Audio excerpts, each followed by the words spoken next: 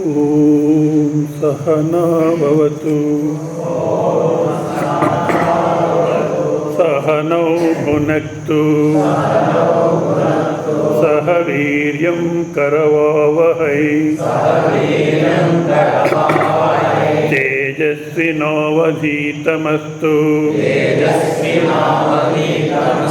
మో విద్విషావహై. ఓం శాంతి శాంతి శాంతి.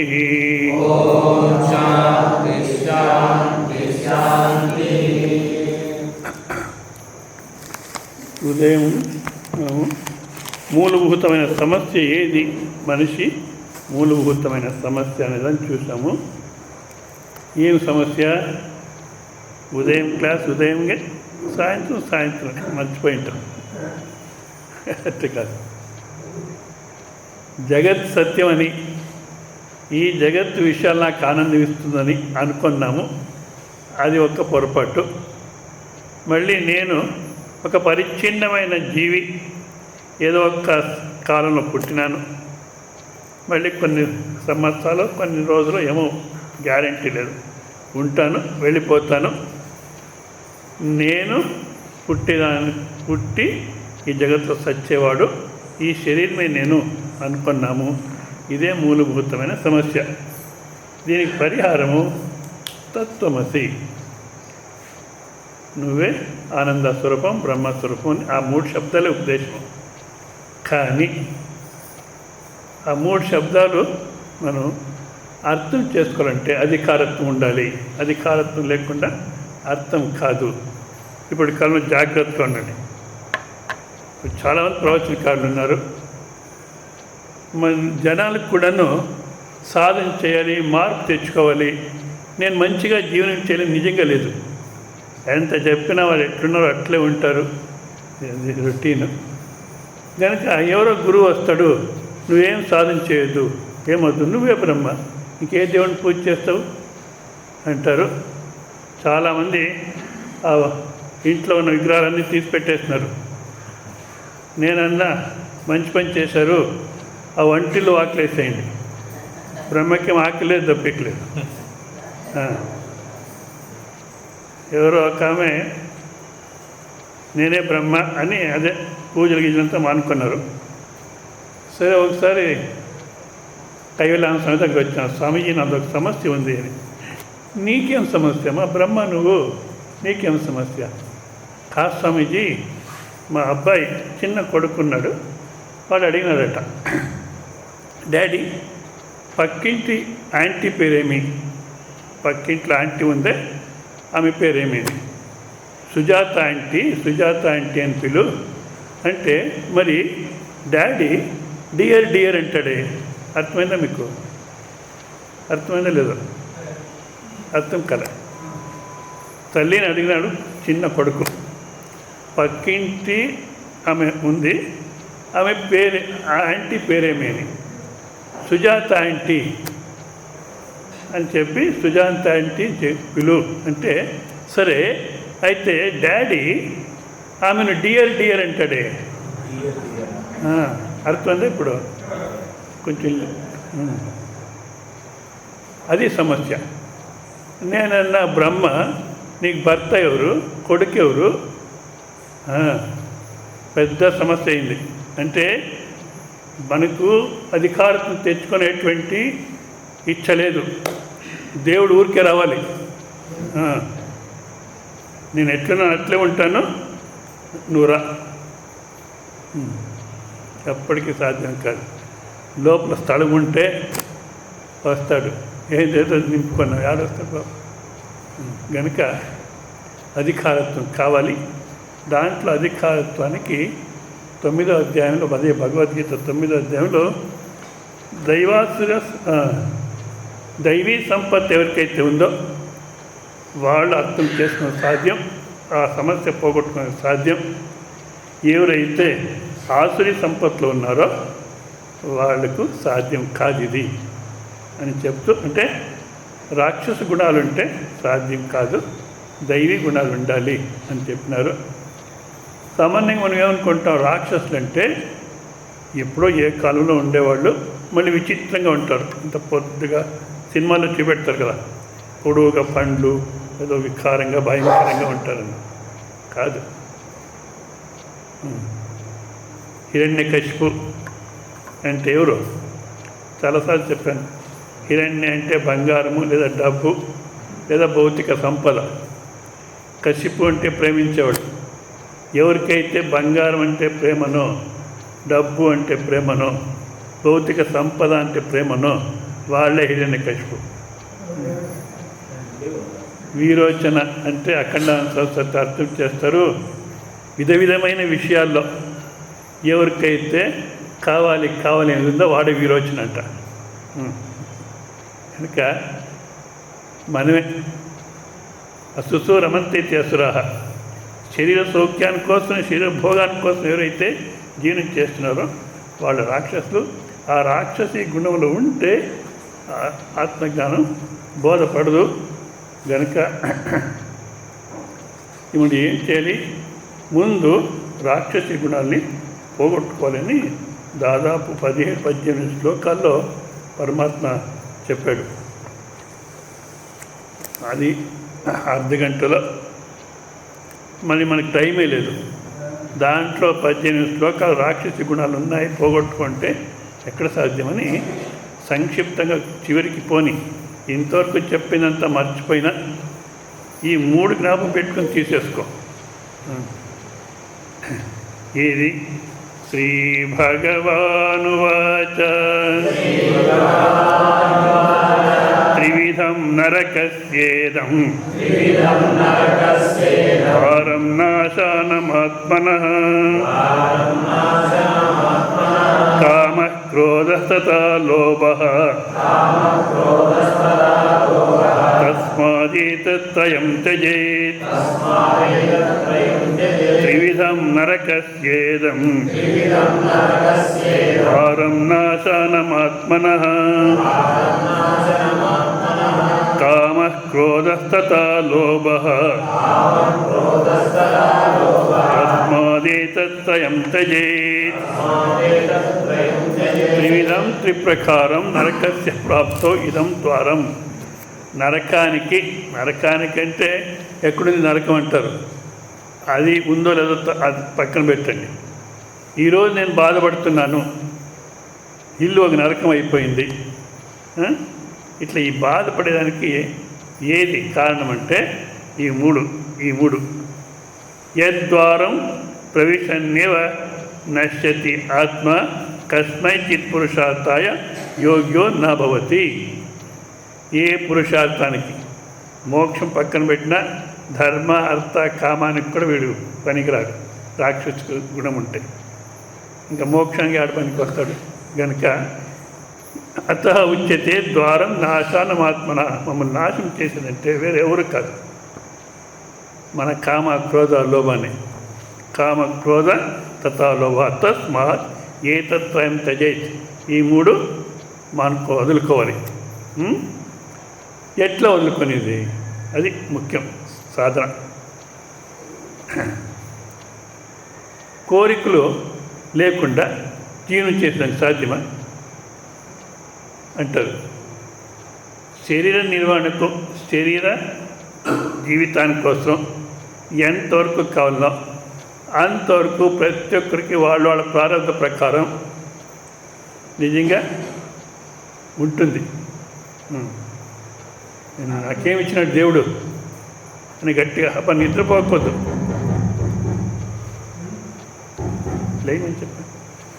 అట్లా నిద్రపోతే ఎట్లా? కూర్చో, బాగా కూర్చో.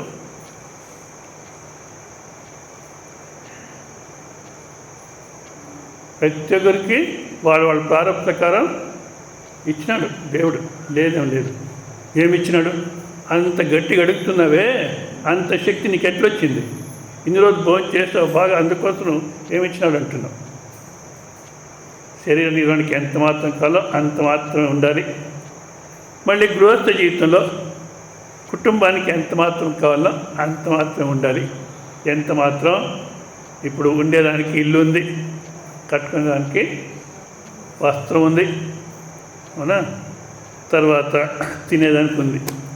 కమ్యూనిస్ట్ చెప్తున్నారే అదే కరెక్ట్. ఏది? రోటీ కపడా మకాన్, నీడ, కూడు, ఏమో చెప్తున్నా తెలుగులో 3 శబ్దాలు: కూడు, నీడ, గుడ్డ. ఈ 3 ఉంటే చాలు. ఉన్నాయి. మళ్ళా పిల్లల్ని చదివించేదానికి కూడా పరమాత్మ అవకాశం ఇచ్చినాడు. మళ్ళా భవిష్యత్ నిధి కూడా పెట్టినాం. ఇంత ఉన్నా కూడా ఇంకా కావాలి కావాలి కావాలి అనే కోరిక ఎందుకు? బాగా ఆలోచన చేసి కోరికలు తీసేసుకోవాలి. ఏదైనా ఒక కోరిక వస్తే ఇది నిజంగా అవసరం ఉందా? ప్రతిపక్ష భావన అంటారు. ప్రతిపక్ష భావన దానికి విరోధంగా యోచన చేసేది అర్థ కాదు. కోరిక వస్తే రాగం వస్తే ద్వేషం చేసేది, ద్వేషం వస్తే రాగం చేసేది అర్థ కాదు. మరి కోరిక వచ్చింది, ఇది అవసరం ఉందా అని వివేకం చేయాలి. నిజంగా మనకు అవసరం ఉండదు. ఏం చేస్తామంటే, మా అన్న ఇల్లు కట్టించినాడు, నేను అద్దె ఇంట్లో ఉంటే ఎట్లా? నేను కట్టాలి. మా అన్న వాళ్ళ అబ్బాయిని డాక్టర్కి పంపించినాడు, మా అబ్బాయిని నేను ఇట్లే కోరికలు. వేరే వాళ్ళని చూసి కోరికలు పెంచుకుంటూ ఉంటాం. బాగా ఆలోచన చేస్తే కోరికలు ఏ విషయమైనా, ఏ బాహ్య వస్తువు అయినా, పడెదొడే దూకవు పిడిదొడే దూక ಕೈ ಬಿಡಲೂರೆ ದುಃಖವು ಮಾನವ ಕೆಡದಿರು ವಿಷಯದ ಗೊಡಗೆ ಹೋಗಿ ಸಂಗಡಿಪುದು ಸಂಕಟ ಮಾನವ ಮಾಯಾಪಾಶದ ಬಂದದೆ ಬರಿದೆ ನೊಯದಿರೆಂದೆವು మానవ.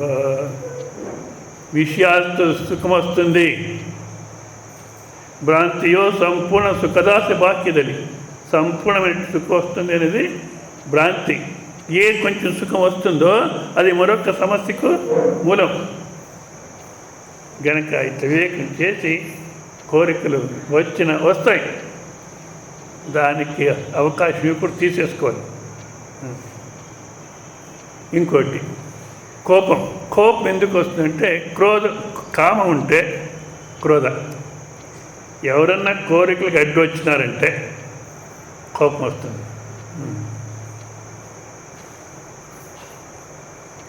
గనుక కోరికలు ఉండకూడదు. కోపం అనేది రాదు కోరికలు లేకుండా పోతే. కోరికలు ఉంటే దానికోసం ప్రయత్నం చేస్తున్నాము. ఎవరన్నా అడ్డు వచ్చినారంటే వాళ్ళపైన ఏదైనా అడ్డు వచ్చిందంటే దానిపైన కోపం వస్తుంది.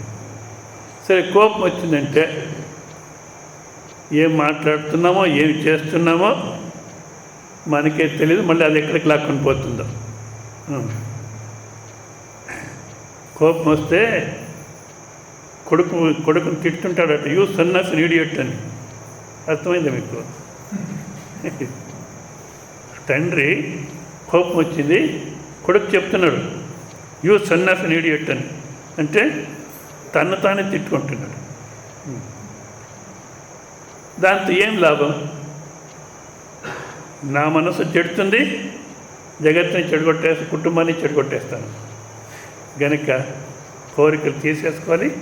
క్రోధ, కామ, క్రోధ, లోభ. అంటే నాది అనేది ఏది ఉందో అది ఖర్చు పెట్టుకోకూడదు, ఖర్చు కాకూడదు, అది ఉండాలి. ఎంత అంటుకొని ఉంటామంటే, ఎవరి దగ్గర డబ్బు ఉందట, సరే దొంగ కనుక్కున్నాడు, నా ప్రాణం పైన ఇచ్చలేదంటాడు. అంటే ప్రాణానికి ఎక్కువ అంటుకున్నాం మనం. ఎప్పుడు ఖర్చు పెట్టుకున్నప్పుడు ఖర్చు పెట్టాలి, ఎప్పుడైతే ఖర్చు పెట్టకూడదో అనవసరంగా అప్పుడు ఖర్చు పెట్టకూడదు అన్నా. దానికి అంటుకోకూడదు. ఉండేది ఎందుకు డబ్బు? ఖర్చు పెట్టేదానికి కదా. కానీ మనం ఖర్చు పెట్టాలంటే చాలా బాధపడుతుంది. ఇది కామ, క్రోధ, లోభ. ఇది ముందు తీసేసుకోవాలి. ఇంకా అనేక విధంగా రాక్షసి గుణాలు చెప్పినారు. ఈ 3 తీసేసుకో చాలు. నీకు ఈ దుఃఖం అనేది దైవీ సంపత్తుకు నువ్వు అధికారి అవుతావు అని. ఆ దైవీ సంపత్తి అనే దానికి కూడా ప్రారంభంలోనే పరమాత్మ చెప్పాడు.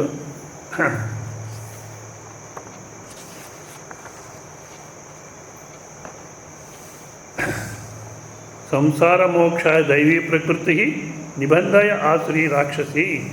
సంసారం నుంచి మనం మోక్షం పొందాలంటే దైవీ ప్రకృతి ఉండాలి, దైవీ గుణాలు ఉండాలి.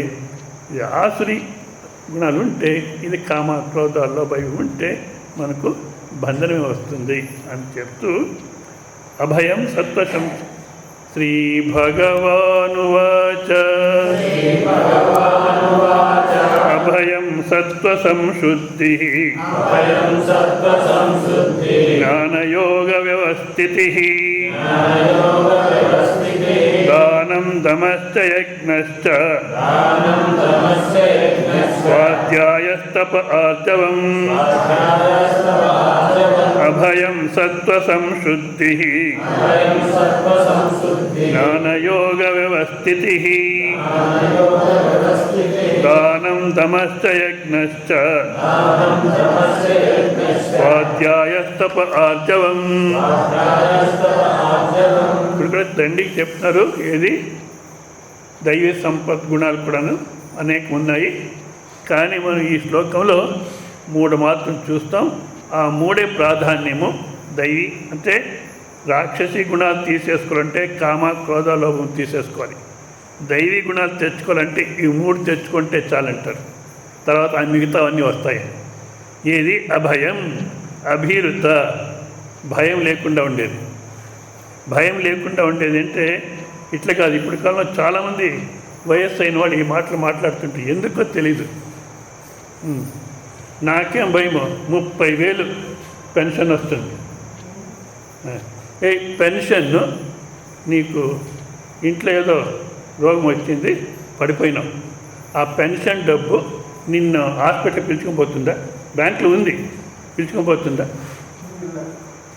కానీ ఇది అభయం అంటే ఇట్లా నిర్భయంగా ఉండేది కాదు. నాకేమి అదొక డబ్బు ఉంది కాదు. మరి దైవమే పరం వృద్ధోక్షయ కారణం. మన వృద్ధికి కానీ క్షయానికి కానీ దైవమే మూలం. ఆ దైవాన్ని నమ్ముకుంటే అప్పుడు భయం ఉండదు. అది నిర్భయం అంటే. ఇంకా తత్వం తెలుసుకున్నప్పుడు ఇప్పుడు సూఫీ సంప్రదాయంలో ఫకీర్ అంటారు. స్వామీజీని మనం అంటున్నాం కదా, వాళ్ళు ఫకీర్ అంటారు. ఫకీర్ అంటే ఎందుకు ఫకీర్ అంటున్నారంటే జిస్కో ఫికర్ నహీ ఓ ఫకీర్. ఎవరికైతే భయం లేదో వాడు ఫకీర్. ఎవరికైతే భయం లేదో వాడు ఫకీర్ అంటే వాళ్ళ సంప్రదాయంలో ఏం చేస్తున్నారు, ఎవరో ప్రారంభంలో బాగా అర్థం చేసుకున్నారు, ఆ మాట మాట్లాడినారు. తర్వాత అంతా ఊరికి వేషం వేసుకొని అంతేదో చాకు ఆడించుకొని జనాలకు భయపెట్టి తినేది మొదలుపెట్టినారు. ఆ సంప్రదాయం పక్కన పోయింది. ఎవరికైతే మృత్యు భయం లేదో వాడు ఫకీర్. ఎందుకు మృత్యు భయం లేదు? బాగా అర్థం చేసుకున్న శరీరానికి విలక్షణమైన స్వరూపం అని. ఎవరికైతే మృత్యు భయం లేదో ఇంకే భయం ఉండదు.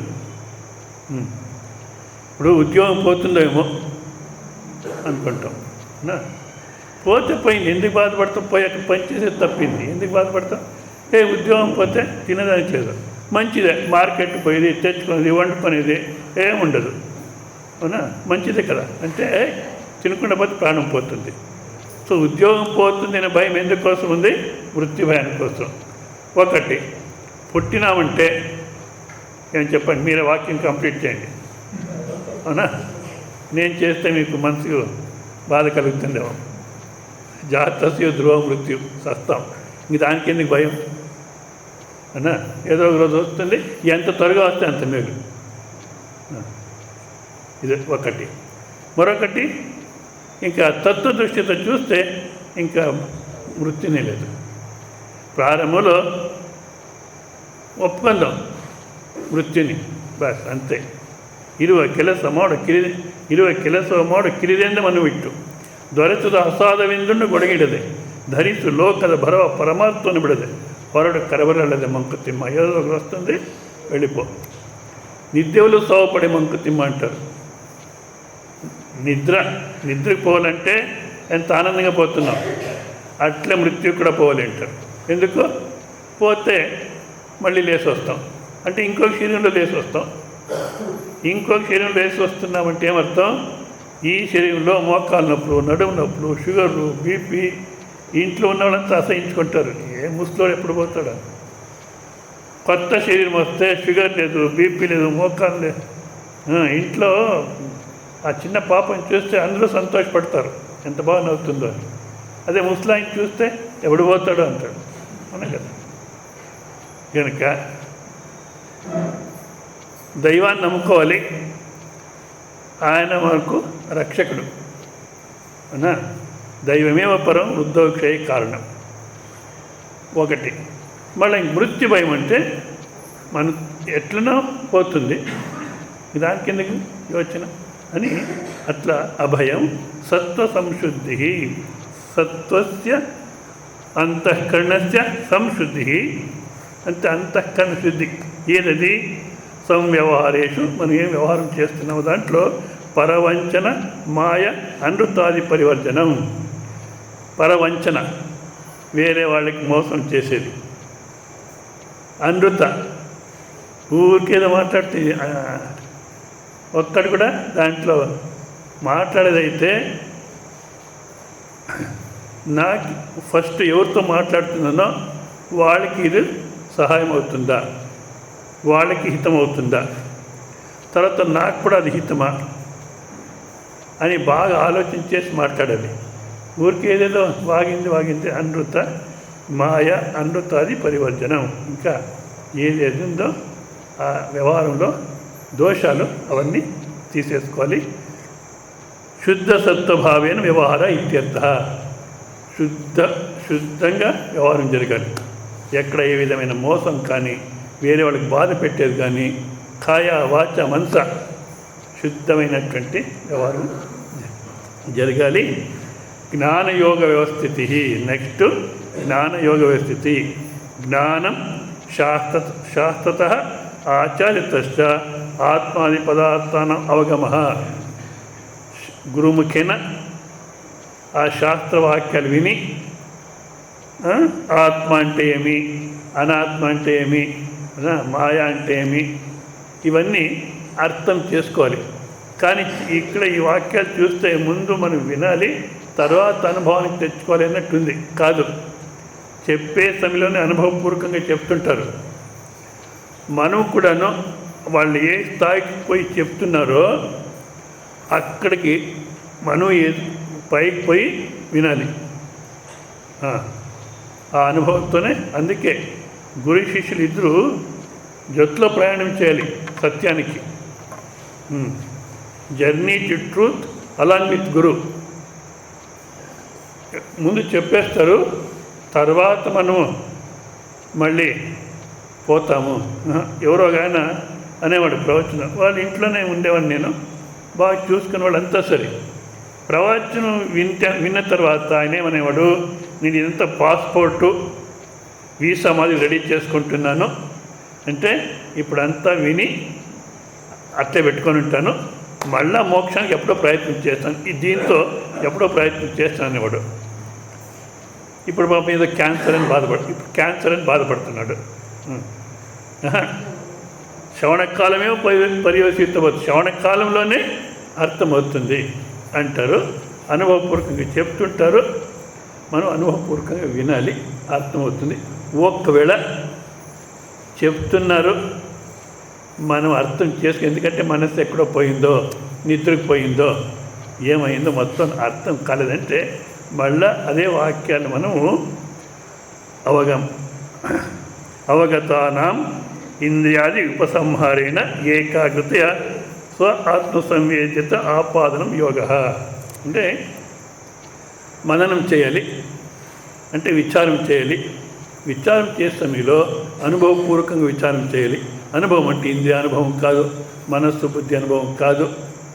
ఇంద్రియ మనస్సు బుద్ధి ఉపయోగం చేయకుండా మనలో మరొక అనుభవం ఉంది, ఆ అనుభవంతో చేయాలి.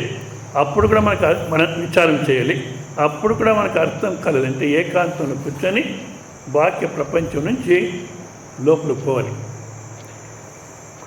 ధ్యానానికి ఎట్లు కూర్చుంటే అట్లు కూర్చొని విచారం చేస్తే శబ్ద స్పర్శ రూప రసగంధ అనేటువంటి విషయాలు ఇంద్రియాలతోనే ఉందని చెప్తున్నాం.